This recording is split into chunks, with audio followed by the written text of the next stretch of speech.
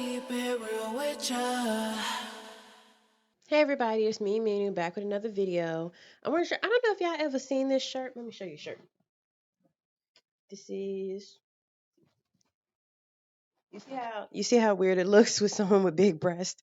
This shirt was not made for those of us who are well endowed. That, and here we go. I think this is just gonna be the start to every video from now on. Hello, baby. Mwah, I love you too. No, I know you don't get to kiss me back like that.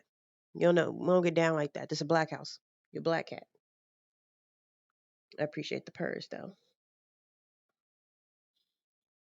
Mm, Go looking for that squirrel that always be out here.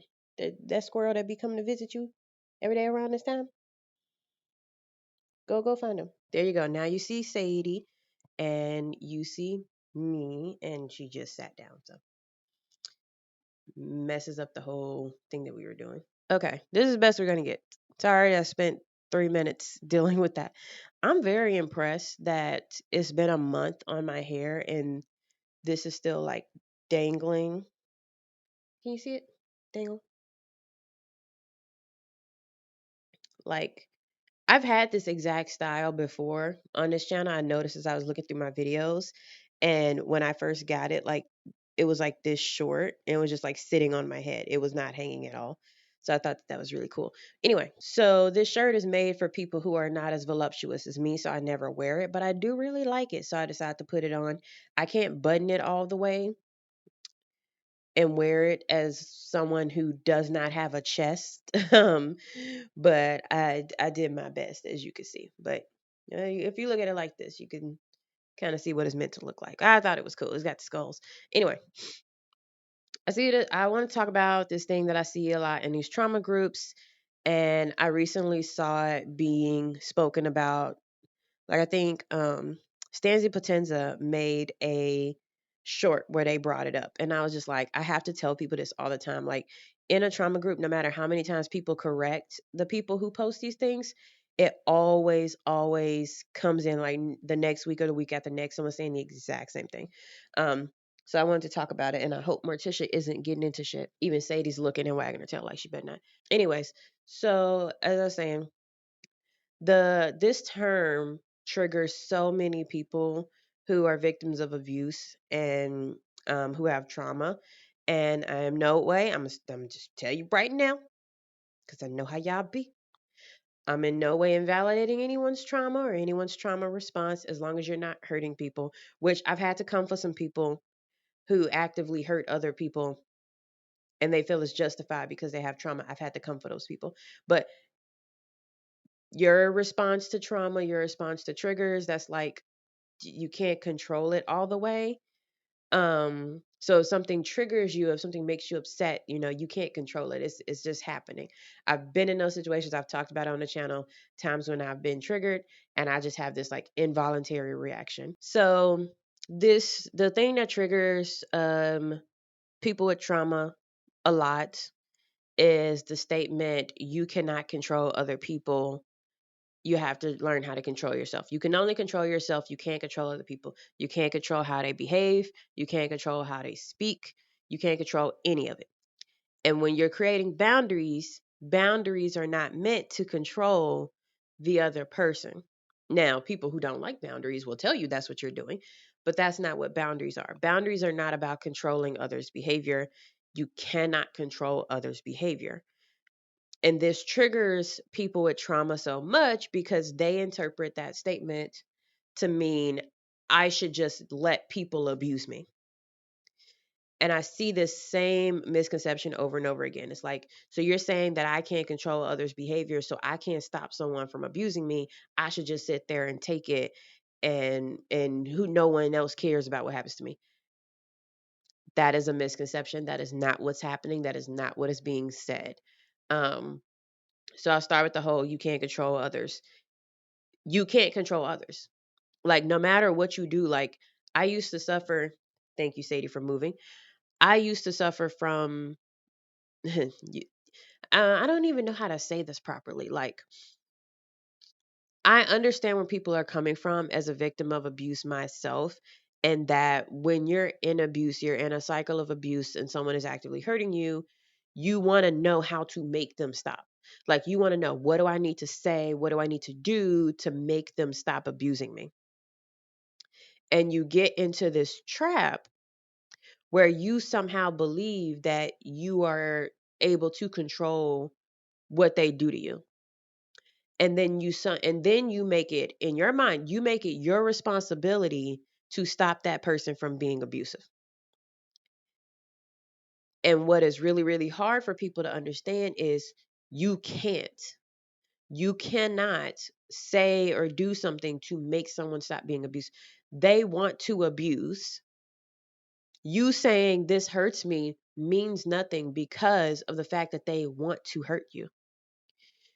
You know, and I do know some people, like, in terms of like when someone is emotionally manipulating you, I have heard from people that, if you learn how to emotionally manipulate them back, you can make it to where they don't talk to you for a while.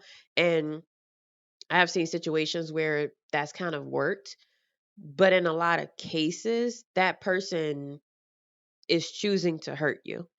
And it sounds really, really harsh to someone who is actively being abused, right? Like, it's hard to say that to someone who's actively being abused, that they have no control over the situation, that they can't stop that person from abusing them. That hurts. That feels bad. You don't want to think that way. It feels very defeating.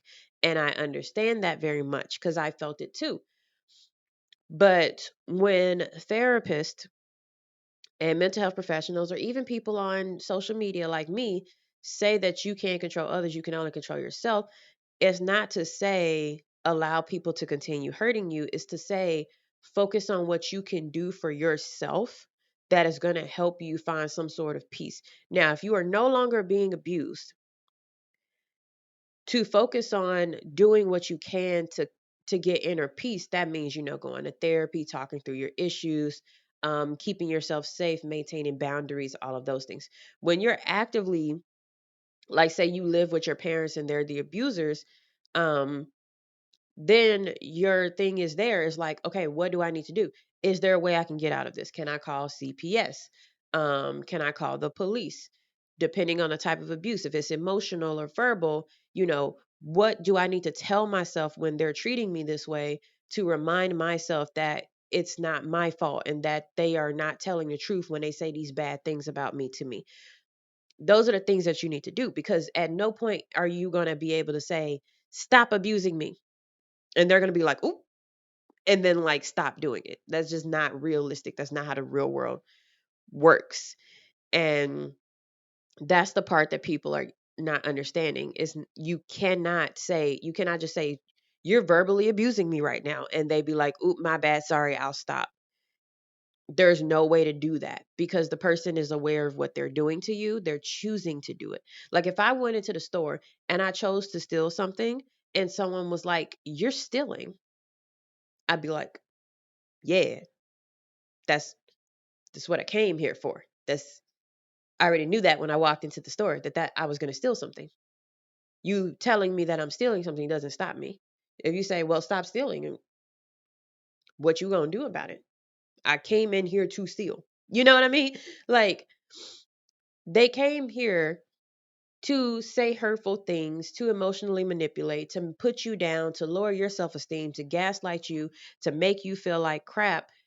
Calling them out on it is not going to work. Doing some type of debate bro tactic is not going to work, because they know what they're doing and they've already made their decision to do it. You can't you can't make them decide suddenly to not do the thing that they want to do. You have to focus on, how do I protect myself? So, I talked a lot about how I did inner child therapy group. And one of the things that we would talk about when I'm in, like, a situation where someone is going to emotionally manipulate me, verbally abuse me, be passive aggressive, da da da da. And the entire conversation, don't get me wrong, there were plenty of people who immediately wanted to go to da da da, fight them, say this, call them that, blah blah blah blah blah. And that's a protective thing that we do. Someone's being mean to your friend, you want to fight them. But my therapist had to, like, bring us back and say, okay, Minu, what do you need to do in that moment? Because you can't walk away. You can't say, fuck you, stop talking. So, what do you need to do in that moment to protect your inner child and make sure that the inner child understands that they are not a bad person, that they are loved, that they are safe? How do you make them feel that way? And by proxy, how do I make myself feel that way? How do I maintain my inner peace when people are disrespecting me and being rude to me? Mastering that is not something I've mastered.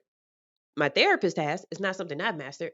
Mastering that is how I can then endure or make it through difficult situations or even abusive situations. We all know I've been through some stuff. Um, where I can't just turn around and walk out the door.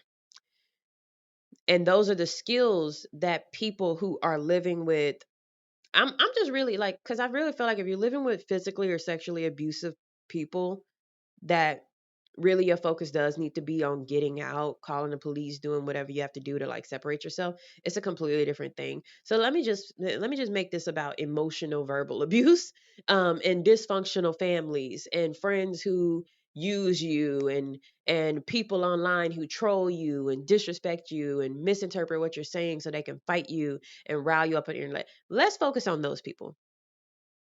Because when it comes to the physical and sexual abuse, there's different things you need to do to get yourself to a state of physical safety before you start talking about mental safety, because that's a real hard jump to make. You can't mental safe your way out of physical abuse. So let's just like put that to the side, okay? um let's talk about the other types. You need to protect your peace. That's what you need to do. That's really, really hard for people who have trauma, because the trauma has now rewired your brain to think that it is always in danger. So, and again, working through this with a therapist, a trauma informed therapist who knows what the fuck they're talking about, you have to figure out how you are going to make yourself feel safe and then protect your peace. I saw another post where someone was talking about like, um, their therapist was trying to tell them that there's no such thing as as safety. Like, there's no such thing as like you leave the house and you're safe, because some people will try to do that. Like a lot of people who don't feel safe will try to tell themselves that they are safe when they leave the house, when they do XYZ. And their therapist had to tell them that that's not a reality. Um, Even saying something like stability, my therapist was like, that's not a reality, because in reality, anything can happen to you when you leave the house. Anything can happen to you in the house, honestly. But anything can happen to you when you leave the house. You could get attacked. You could get a dog could bite you. A car could hit you. There could be a storm. Like there's a lot of things that can happen to where it's like in terms of physical safety or being like I'm safe, standing in the middle of the street, it's not realistic. And I understand that it feels very invalidating to people because it's like where you're just validating all of my fears that make me not want to leave the house in the first place. And there's a time and a place to say it. My therapist, we have a relationship where she can burst my bubble on a regular basis. Like I'll be thinking that I'm good on something and she'd be like, no, you're not. Um, but the purpose of that is like, it's not that the world will never be a place where you are completely safe. But what do you need to do to make yourself feel internally safe so that you can participate in the world anyway? The grocery store may not be a safe place inherently. What do you need to do to make yourself feel safe and feel like you're able to protect yourself when you enter the grocery store so that you can go get your groceries? It's kind of like when they say like, if you're not scared, do it. If you are scared, do it scared. That's like literally what it is. I have to get in a car every day understanding that there's a possibility that I could get in an accident, not of my fault at all. And a terrifying thought, because I've been in car accidents, is terrifying. But I have to get in the car knowing that it's possible that I could get in an accident. What am I doing to make myself feel safe when I get in the car, despite what everyone around me is doing? I've had multiple times where people have just decided they wanted to be in my space. They wanted to be in my lane where my car actively was, and they just got over. I couldn't control the fact that they decided to do that. What I could control was how I reacted in that split second to pull my car over to get out of the way, to keep myself safe. And it's the same thing with dealing with disrespectful, emotionally abusive people. They know, especially if they're your parents, they know that you have insecurities. They know you're insecure about your weight. They know you're insecure about your skin. They know you're insecure about your hair. They are going to come for all of that because they know that that's what hurts you and that's what gets under your skin. Knowing they do that, what do you need to do to make yourself feel safe in that moment? What do you need to tell yourself? Do you need to tell yourself that, my body is normal and natural and beautiful. I have good skin. I have good health. I have good hair. How do you need to reassure yourself in those moments when someone's trying to tear you down? That's what they mean when they say you can only control what you do. Now, talk about boundaries, because I see a lot of misconception on the internet where people think boundaries is going to someone and saying, "You not going to talk to me like that. You not going to do this. You not going to do that. I'm going to do what I want to do and you can go fuck yourself." Now that sounds sexy in TikToks. You know, it sounds fun when you're making shorts. It sounds, it's eye-catching, you know what I mean? But in real life, you don't go around talking to people like that. And talking to people like that is going to cause an argument and a fight. That's not how you do it in real life. In real life, if you have someone who likes to talk to you crazy, you let them know, like, "Hey, I really don't I know people like to say, I don't understand why people say I don't appreciate things. My therapist tried to explain it to me. It still don't make sense, but I'm just gonna use that because that's what people say. I really don't appreciate the way you spoke to me. And if you speak to me that way again, I'm gonna walk away. I'm not gonna continue the conversation." You are not saying you don't get to speak anymore or you're not allowed to speak anymore. It's not about what the other person does. It's about what you're gonna do in response to what they do. And they can decide if they want to continue to act that way or if they want to change their behavior. But if they don't change their behavior, that's fine. A boundary is not about making someone else change their behavior. It's about changing your own behavior. It's about saying, "I'm not going to stand here and be disrespected. So if you are not willing to speak to me in a way that is respectful, if you are deciding that you want to continue yelling at me, I'm going to walk away." And then you do that over and over and over again. And don't do it with the hopes that they're going to stop yelling at you. That's not how this works. You do it in the hopes that you are going to make yourself feel better and more in control of your life and more powerful because you're walking away from somebody who's disrespecting you. You choose how you respond to this. You choose how you respond to people who say crazy shit to you on the internet. You choose how you respond to people who say crazy stuff to you in real life. You would, like, if somebody wants to say, for instance, I work at a white company and somebody wants to say, Minu, I really want to talk about race. I really want to talk about black people. I don't want to talk about race and black people with some white folks. So what I'm going to say is, I would really not, I don't want to talk about that. Can we talk about something else? And they say, "No, I want to talk about this." And then they start talking about it. And I say, "I'm going to walk away from this conversation because I'm not comfortable." And then I walk away. I don't stand there and say, "You need to stop talking about this." That's not how it works. They're going to get mad. It's going to be a fight. I say, "I'm not comfortable talking about this." And then I walk away. And if they follow me, that's a big issue that we'll have to deal with HR in the workplace. Um, And I've had people not at work, but I've had people in informal situations decide that they just want to follow me because I'm walking away, and I've closed doors in their face. um, but it's just like that's what people have to understand. Like, another thing that I talked about boundaries that I learned from my therapist that I share with people that I've met in group therapy is you don't have to state your boundaries all the time, especially if you have someone who is going to explode on you if you state your boundaries. So I have a very dysfunctional family, and stating my boundaries always backfired. Me saying, "I am not going to do this, I don't want to do this," in a text, in a conversation, whatever, will get spread around the entire family as I am horrible. I'm abusing people. I'm saying terrible things to people. Look how crazy she is. Look how mean she is. And then everybody comes around and they want to tell me about myself. It becomes a whole thing. When I stopped stating boundaries and I just started acting boundaries, I felt better. That's the thing I'm trying to get you guys to understand. Boundaries are not about the other person, they're about you. Get out of the mindset of, I'm going to stop them from doing XYZ, and get into the mindset of, I'm doing this to make myself feel better. Like, do you know how good it feels when you finally walk away, when you finally say, I'm not showing up to whatever event? Thing, I got a message recently about, oh, we're having a family thing, really would like you to be there. I don't want to go. I'm not interested. And then I don't go. Maybe I respond. They're used to me saying no at this point. But in the beginning, when they weren't used to me saying no, I would just not go. I would not answer calls.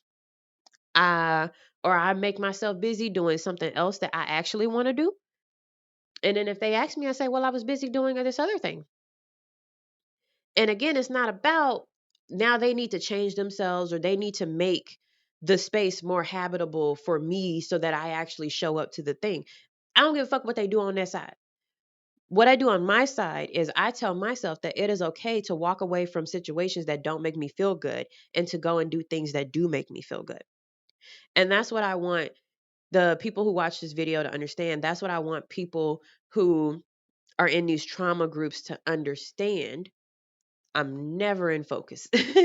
These trauma groups to understand is that when I tell you that you can't control others and you can only control yourself, I'm not saying that they are excused of everything that they do to you. I'm not saying that you deserve bad things to happen to you. I'm not saying that you are not allowed to fight back, that you're not allowed to be upset about what is happening to you. You are very much allowed to feel all of your feelings.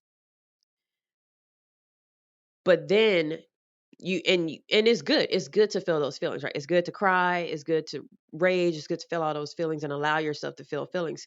But then the action that you take after that has to be about making yourself feel better, making yourself feel comfortable, making yourself feel safe, getting your favorite blanket, watching your safe show, getting a squishmallow that you like so that you can feel softness and comfort yourself. All of those things need to be about you. You need to be selfish. It's good to be selfish, especially in these abusive situations. You need to be selfish and you need to think about what makes you happy, and then you need to go after that thing. If you spend all your time dwelling on why they acted like this or the fact that they treated you this way, you're going to end up in a spiral. And it's something that I ended up in. It took a while for me to break out of this, where I was constantly in therapy talking about everybody else. I remember when I was a kid, um, and I was in a mental place that I put myself in. I had to do that. No one would put me there. I put myself there. We had like group therapy several times a day. Every session, I spent my time talking about a different family member who wronged me. And sure, it felt good to vent in the beginning. But then after I vented everything, there was nothing left for me to do because none of my venting about these people changed anything about my relationship with them. And I'm not saying it's not good. It's great to vent. It feels good to vent. It feels good to like have people listen to you, whether they give a fuck or not. Because the people that was working there did not care about me. But then when I was go to therapy and I would spend every therapy session talking about everybody else. And how do I get them to change their behavior? How do I get them to stop acting this way? What do I say to get them to change how they treat me? What do I say to get them to change how they treat my cousin, my sister, my niece, my brother? How do I stop them? How do I do this? How do I do this? How do I control what they do to make this better for me or make this better for someone else? And my therapist could never give me an answer on that because you can't. And she didn't want to tell me. This is one of my older therapists, not my current one. But my older therapist didn't want to tell me that I couldn't. But I was hyper focused on how do I change them?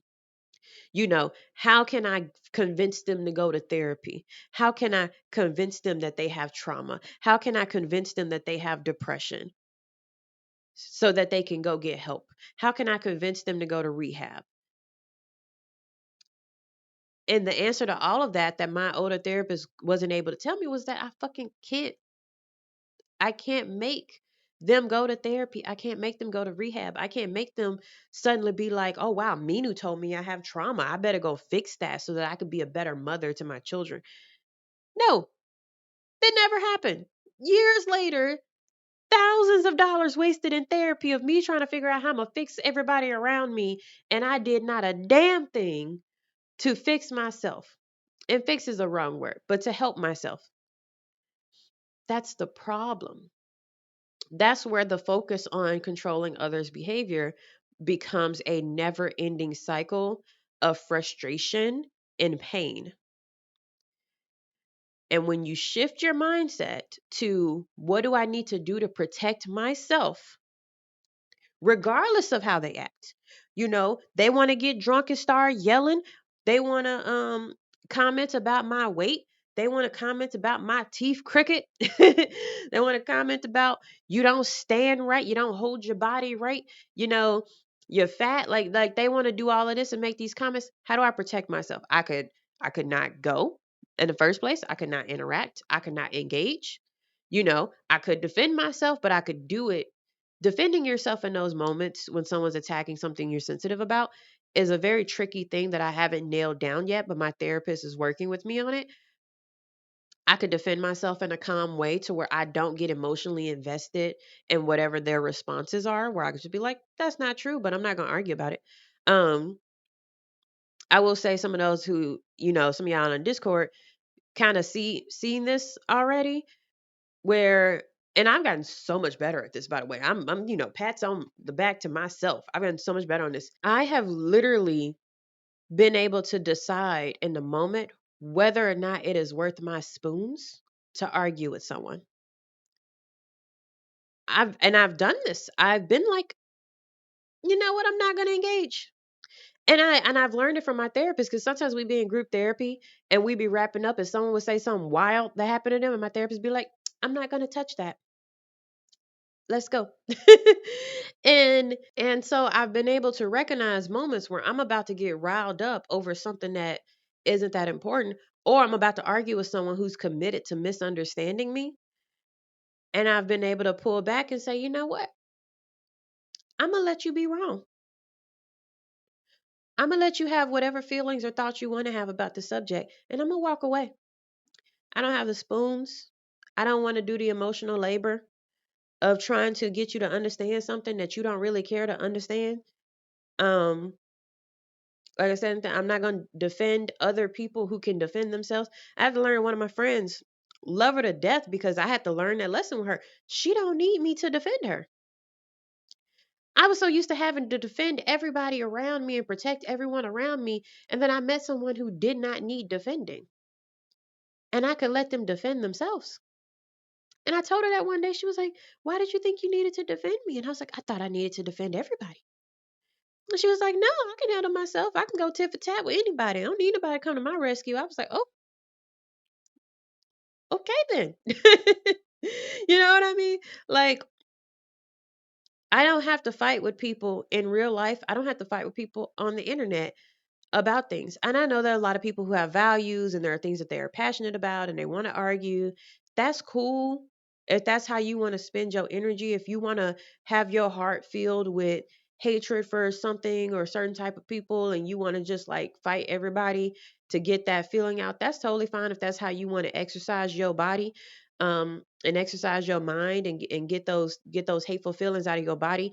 But I don't have to do that because I don't really be holding space for hatred of people. And I've said this in my other videos, like, I don't hate the people who hurt me. I'm upset sometimes when I think about it, like, damn, this person really used me. Oh, this person really manipulated me. There's very few people where I just wish bad things on them. Or I think that if someone likes that person, that they are evil and I wish bad things on both of them. I don't feel strongly enough about a lot of these things to want to fight about it. And so I shouldn't have to. I should just be able to be like, I'm not going to touch it. I'm going to let y'all can fight each other. Y'all can, do whatever you want as long as you don't get like too crazy about it. But I don't have to fight people You don't have to agree with me. You don't have to like me. And that's cool. But again, it's not about you, it's about me and how I feel about myself and how I handle myself and how I protect my peace. And I know it's hard for people with trauma to be like, peace? What peace? I don't have peace. I'm in a constant state of chaos. And I understand that because I've been there. Everything was constant chaos to the point that one time nothing bad happened to me for a day. And I went to my therapist and I was like, I don't know what's going on. And they were like, what's going on is that you're fine. And I was like, I don't know what to do with that. And she was like, I understand because everything's been chaos for so long that for bad things to not happen was a shock to me, was uncomfortable. I didn't know what to do with myself. I understand that. And it takes time. It takes a lot of time. It takes a lot of time with the right therapist, particularly the right trauma informed therapist who is able to work with your specific trauma. Um, but you can get there, especially if you go into therapy with the idea of like, this is what I want to work on. I can recognize that this person, hold on, I can recognize that this person is an asshole. They're an asshole. Good. We've established that. We understand that. Okay. How do I make myself feel better when I have to interact with this asshole? If I don't have to, how do I just, walk away? Don't do it. But if I have to, how do I make sure that I'm not internalizing what the asshole is saying? Because assholes gonna asshole. They always do. That's their job. That's their purpose in life. That's their existence on this planet. What do I do to make myself feel safe, to make myself feel reassured, to make myself feel loved whenever I'm interacting with the asshole and understanding that there's nothing they say that is actually accurate or relevant about me? That's what we need to focus on. Um, and it's something that has taken time. Like, again, like I'm big empathy, big internalizer person. I swear I understand what people are struggling with. But I just want people to understand that saying that you can't control others. Now, don't get me wrong, some people say it maliciously. Some people say it in an invalidating way. And I don't appreciate people who use it wrong. But some people are saying it and coming from a place of trying to help you understand that your focus in therapy, in healing, needs to be on yourself, not anyone else. How do you make yourself feel safe? How do you make yourself feel peace when you're walking around in this crazy ass world? You cannot fix the world. How do you make yourself feel okay? Focus on that. Chase that down in therapy. Do your exercises on yourself, whether it's inner child or anything else. Focus on yourself and how do you make yourself happy? However, whatever that looks like for you, how do you make yourself happy?